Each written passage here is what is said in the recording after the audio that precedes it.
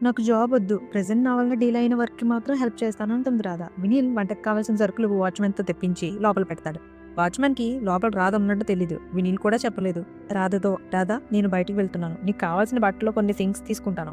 అలాగే project work and designing వర్క్‌కి సంబంధించిన కొన్ని ఫైల్స్ అండ్ నాకు కొంచెం వర్క్ ఉంది. కంప్లీట్ చేసుకొని వస్తాను. నువ్వు నాతో వస్తావా?" అని అడుగుతాడు. కానీ రాధకి మాత్రం బయటికి వెళ్ళాలంటే కొంచెం భయం. తనని ఎవరైనా గుర్తుపట్టి మళ్ళీ ఆ నరకంలో పడేస్తారేమో అనే ఆలోచనలో ఉంది.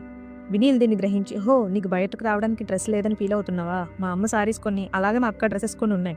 అందులో నీకు ఫిట్ అయిన డ్రెస్ వేసుకో. ఈ ఒక్కసారికే కదా! ఇప్పటి వరకు అయితే నీకు ఫిట్ అయ్యే నాకు కాలేజ్ ప్యాంట్ అండ్ షర్ట్స్ ఇచ్చాను. ఐ థింక్ నీకు అవి అలవాటు లేక ఇబ్బందిగానే ఫీల్ అయ్యావు. నీకేమేం కావాలో వచ్చి నువ్వే తీసుకుంటే బాగుంటుంది కదా!" అనేసరికి రాధ, "సరే అండి వస్తాను" అని చెబుతుంది. వినీల్ అక్కడ డ్రెస్‌లోంచి తను సరిపడా డ్రెస్ వేసుకొని, స్కార్ఫ్ కట్టుకొని వస్తుంది. "అదేంటి ఇలా వస్తున్నావు?" అని అడుగుతాడు వినీల్. కానీ రాధ, "నాకు ఫీవర్ అండ్ కోల్డ్ కదా! అందుకే ఇలా" అని చెప్తుంది.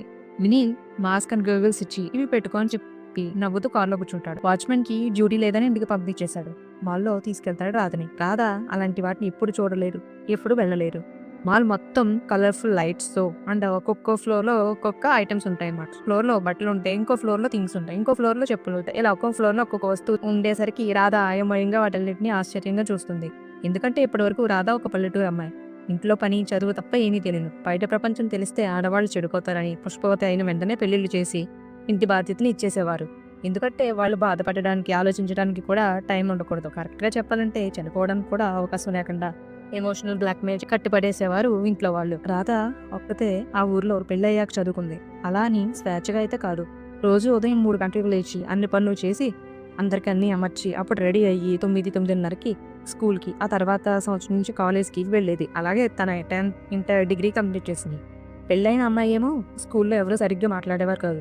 రాధ కూడా ముభావంగానే ఉండేది. ఎప్పుడైనా ఎవరైనా స్నేహితులతో మాట్లాడినట్టు ఇంట్లో వాళ్ళు చూస్తే గొడవ చేసేవారు. చెడు స్నేహాలు చేస్తే చెడిపోతావంటూ. ఇంక చేసేదేమీ లేక వెళ్ళామా, వచ్చామా, చదువుకున్నామా అంటూ సాగిపోయింది తన జీవితం. తీరికే రాధ వచ్చేది. కానీ తనకు కావాల్సిన ఇప్పుడు వాళ్ళ అమ్మాయి సెలెక్ట్ చేసి పక్కన పెట్టేది. అవే తీసుకునేది రాధ.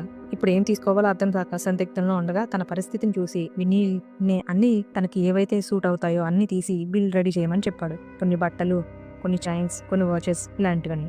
"మీరన్నీ కరెక్ట్‌గా ఎలా తీశారు?" అని అడుగుతుంది రాధ. "అయ్యో రాధ, నేను ఒక ఫ్యాషన్ డిజైనర్‌ని. నిన్ను నార్మల్‌గా చూసి నీ స్కిన్ టోన్‌కి, పర్సనాలిటీకి సంబంధించినవి అన్నీ సెలెక్ట్ చేయగలను. నువ్వొస్తే నీకు నచ్చినవి తీసుకుంటావు అని రమ్మన్నాను. కానీ నువ్వేది సెలెక్ట్ చేయాలో తెలియక ఇబ్బంది పడుతున్నావని నేనే తీసేశా" అంటాడు. రాధ, "థాంక్ యూ కృష్ణ గారు. మీకు డాక్టర్ ట్రీట్మెంట్‌వి, ఇంకా షాపింగ్‌కి సంబంధించిన డబ్బులు నాకు జాబ్ రాగానే త్వరలోనే ఇచ్చేస్తానండి" అని చెబుతుంది.